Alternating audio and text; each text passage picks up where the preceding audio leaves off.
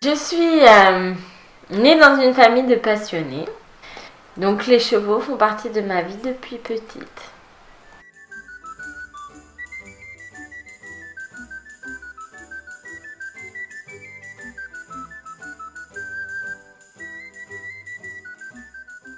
Dès ses 14 ans, Laura s'est orientée vers l'équitation western en suivant un BEP puis un bac élevage équin.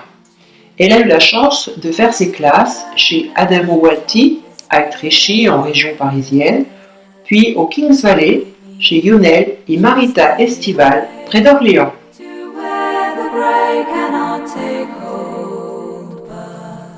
Quelques expériences complètent son cursus, comme son passage en Irlande, où elle découvre la chasse à courre, le saut d'obstacles et le dressage.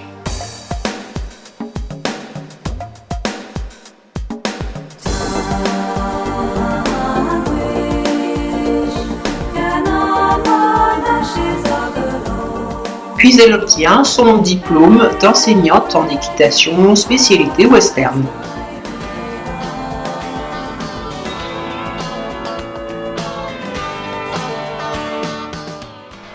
Alors, l'équitation western, c'est une équitation qui permet de mieux communiquer avec son cheval, donc qui est plus sécuritaire.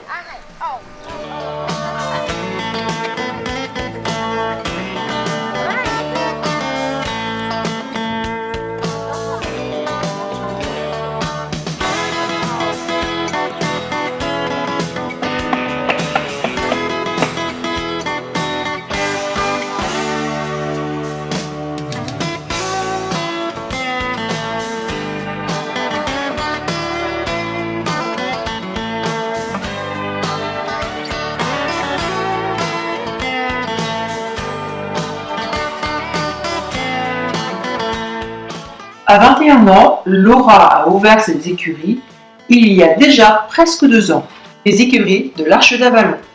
Sa structure se situe à 30 km au sud de Nantes, en Vendée, tout près de Clisson. Laura développe différentes activités typiques du centre équestre, à savoir un peu d'élevage, le travail des chevaux, et les courses d'équitation essentiellement western.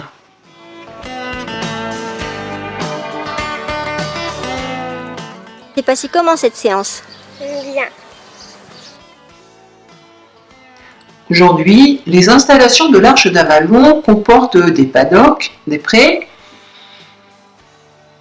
une sellerie et un bureau, une aire de stockage pour le foin, une zone de préparation de pansage et de douche pour les chevaux, une petite carrière et seulement 2 boxes. La clientèle de Laura s'agrandit, les propriétaires des chevaux qui lui sont confiés sont ravis des progrès de leur monture.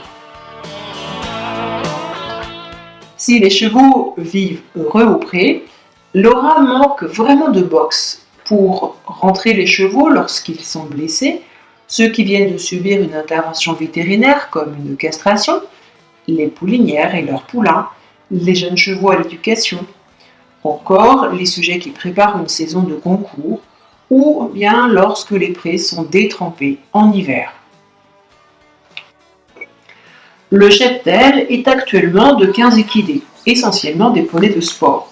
Pour mieux répondre à sa clientèle et assurer le confort de ses pensionnaires, la construction de box devient indispensable. Les moyens financiers de Laura sont limités et son jeune âge est un obstacle pour obtenir un prêt bancaire. Malgré tout, Laura décide de poursuivre ce projet, de l'autofinancer et de se faire aider par ses amis et sa famille. Elle obtient son permis de construire. À ce jour, la zone de construction a été terrassée, les anciennes cabanes ont été abattues, la dalle a été coulée, il ne reste qu'à monter les box qu'il faut encore financer.